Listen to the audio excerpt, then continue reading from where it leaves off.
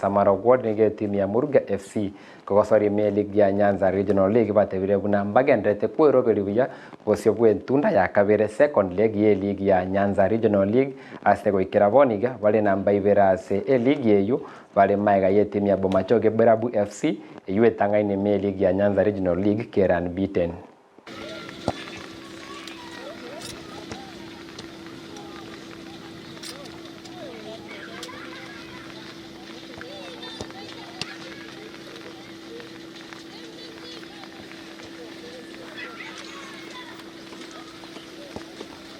Asamba gitangoro kujospat kichana indo moro kyo manene gwe timu ya Moruga FC eye kokosori ase mina na bya Nyanza Regional League zone B zone A eye rase county ya Nyamira ward ya Busamaru kuna twakora first leg ndatebenga mupira naboro umuye andaka nabokora abo mokongwake ono niko tokunya kwegasa twabere twakogeta ase namba ya kabere nyuma ya Umachoge ono tutayetoroge second leg na kitoko chikwebanga tutayetoko kora signing keiga